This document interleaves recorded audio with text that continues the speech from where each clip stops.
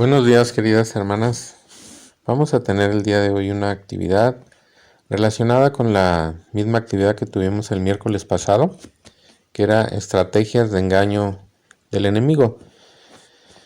Fíjense que aparte de que ese día compartimos este tema, el día viernes también un servidor compartió en el devocional un pensamiento encabezado por el título No juréis. Y los dos temas están muy relacionados. Precisamente este último devocional que compartí con la iglesia, No juréis, habla de cómo el Dios Todopoderoso, que tiene toda la capacidad para decretar las cosas, no acostumbra a jurar a cada momento, a cada rato, sino lo ha hecho en momentos muy determinados del tiempo con personas escogidas por Él y para determinar el curso de su plan en plazos grandes y que incluyen el control, porque Él tiene el poder para hacerlo y la soberanía para hacerlo, de muchísimas cosas: naciones, personas, tiempos, guerras, circunstancias, climas, regiones. Todo es controlado por Dios. Y Él entonces es el único que puede hacer decretos, juramentos y pactos. Eso es lo que enfatizaba yo en ese último devocional. Está relacionado con esas estrategias de engaño del enemigo, porque una de las cosas que han sido nuestra preocupación y una preocupación de su presidenta, la hermana Carmen, ha sido cómo nosotros tomamos a veces indiscriminadamente cosas de las redes y las compartimos no discerniendo cuál es su verdadero contenido. Y en muchos de estos mensajes el contenido es precisamente que nosotros tenemos la capacidad para decretar, para declarar. Bueno, pues apenas habíamos tenido esta actividad y dado esta enseñanza en ese devocional, cuando el sábado, por ejemplo, se envió un mensaje que terminaba de la siguiente manera. Dice: los ojos que leen este mensaje no verán el mal. Las manos que envían ese mensaje no trabajarán en vano. La boca que dice amén a este mensaje reirá por siempre. Permanecerá en el amor de Dios. Tus sueños no morirán, tus planes no fallarán, y el deseo de tu corazón será concedido en el nombre de Jesús. Tú nunca tendrás que luchar para sobresalir en la vida, porque tú mereces lo mejor. También el día de antier en el grupo de varones se compartió otro mensaje que termina de esta manera. Primero habla de muchas bendiciones que tendremos cuando nos podamos reunir otra vez y que ahorita están restringidas por la distancia que debemos mantener. Y dice: todo esto pasará y estaremos de nuevo juntos. Así lo hemos decretado y así será. Podemos ver entonces, hermanas, que es necesario insistir en la enseñanza de estos temas. En las actividades que hemos tenido los miércoles, hermanas, hemos primero analizado la historia de algunos himnos y este último, las estrategias de engaño de Satanás, pero todas tienen en común que es el análisis de un texto que se les envía y después responder preguntas sobre la lectura de ese texto. Y algo muy necesario, hermanas, es que hagamos una buena lectura, que tengamos una lectura de comprensión, que pongamos atención.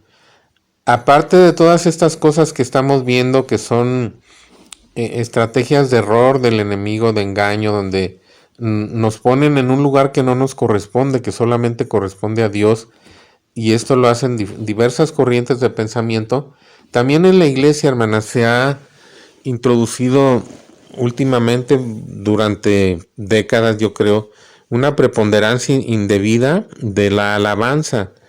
Y muchos de nosotros, o de ustedes, hermanas, en general nosotros en la iglesia, pensamos que el aprender la palabra, el estudiar la palabra es una actividad poco espiritual y vemos más espiritual la alabanza, la adoración.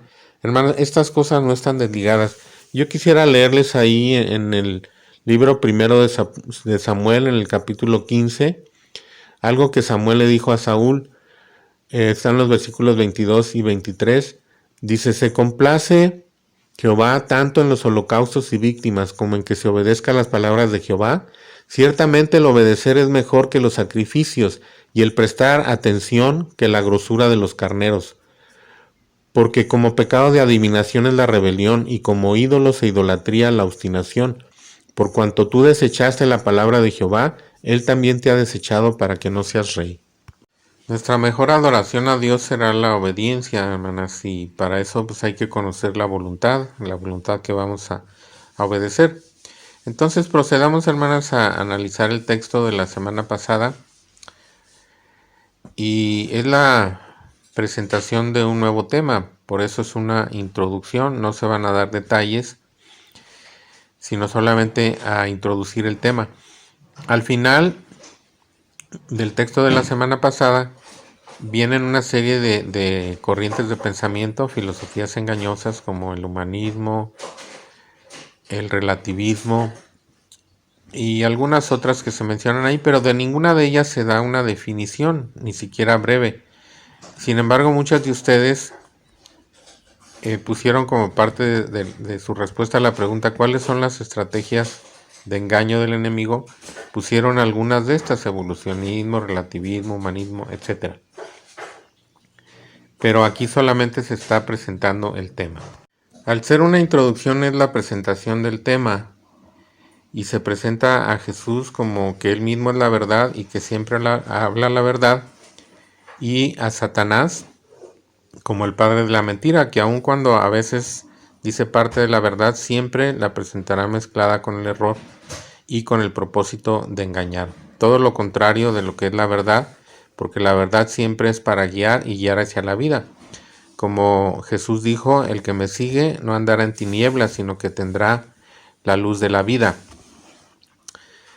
Entonces se presenta enseguida como Satanás engañó a Eva, porque el pecado se había originado en él desde antes, pero entró en el mundo cuando vino este engaño, y se mencionan ahí algunas de las estrategias que usó para engañar, y esto resultó en la muerte espiritual del hombre, porque en contraste con Jesús, del cual se dice que vino para darnos vida y vida en abundancia, de Satanás se dice que él vino para hurtar, matar y destruir. Entonces ahí se mencionan algunas de las estrategias, y pues nos dan una pista de lo que va a tratar el tema.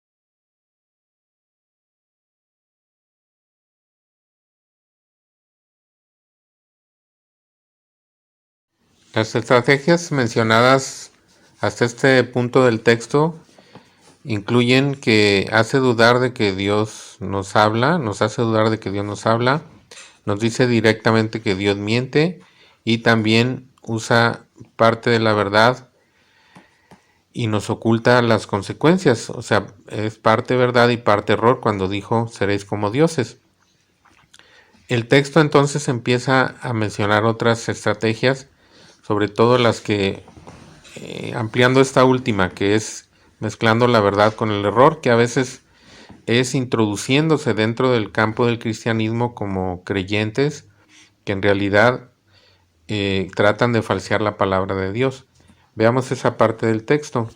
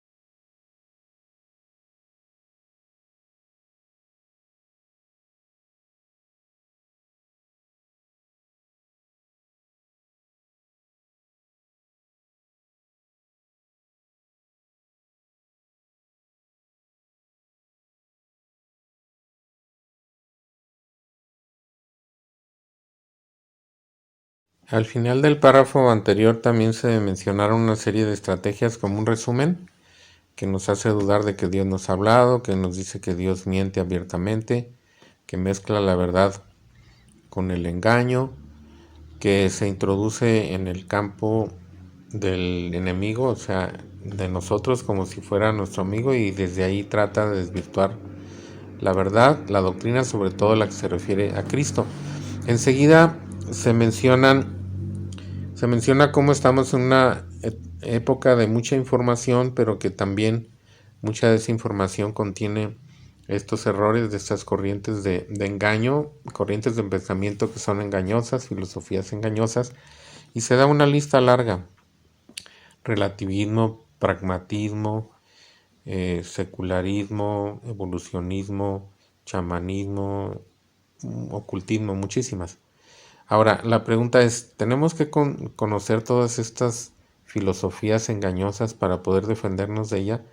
La respuesta se da mediante, bueno, primero que Jesús dijo, conoceréis la verdad y la verdad os hará libres.